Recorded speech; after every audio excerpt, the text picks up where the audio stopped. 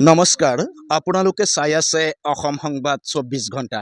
আজি আমি অসম সংবাদ ২৪ ঘণ্টাই আহি উপস্থিত হৈছোঁ শিঙৰি আৰক্ষী চকী এলেকাৰ ভঙামন্দিৰ গাঁও পঞ্চায়তত।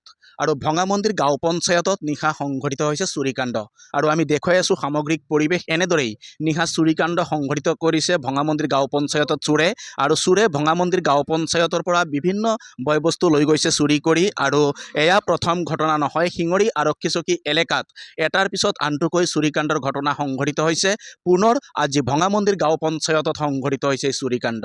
আৰু ইয়াতে আছে স্থানীয় লোক, আমি তেখেতলোকৰ পৰাও কিছু কথা জনাৰ চেষ্টা কৰিম। স্থানীয় এগৰাকী সমাজকৰ্মী আছে, আমি তেখেতৰ পৰা কিছু কথা জনাৰ চেষ্টা কৰিম। দেখা গৈছে ভঙামন্দিৰ গাঁও পঞ্চায়তত নিশা সংঘটিত হ'ল চুৰিকাণ্ড, কি ক'ব? চাওক, এইখন গাঁও পঞ্চায়তত চুৰি হোৱা আজি দুবাৰ হ'ল বাৰু। তো আমি ধিকাৰ জনাইছোঁ কোনোবা দুষ্কৃতিকাৰী আহি আজি ৰাতি এইখন গাঁও পঞ্চায়তত আমাৰ ৰাইজৰে নথি পত্ৰ আছিলে, ফাইল আছিলে, সেইবোৰ গোটেই গডৰেজ তলা খুলি পেলাই সেয়া লৈ গৈছে। লগতে অসম চৰকাৰে দিয়া স্বচ্ছ ভাৰত মিছনৰ যিটো টমটম, সেই টমটমৰ বেটেৰী খুলিবলৈ ধৰিছিলে, কিন্তু তেওঁলোকে নোৱাৰিলে। সেইটো তাৰ বাবে ভাল হ'ল আমাৰ কাৰণে। আৰু চিলিণ্ডাৰ গেছ লৈ গৈছে।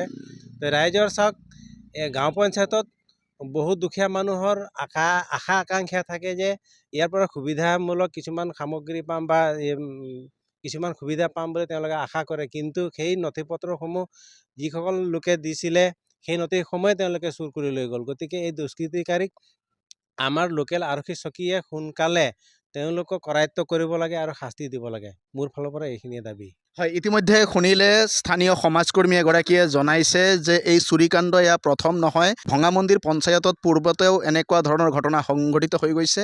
আৰু এই ঘটনা পুনৰ আবৃত্তি হৈছে, যাতে এনেধৰণৰ ঘটনা সংঘটিত নহওক আৰু চোৰক অতি সোনকালে চিনাক্ত কৰি কঠোৰ শাস্তি প্ৰদান কৰক, তাৰে আহ্বান জনাইছে। কি ক'ব আজিৰ দিনটোত?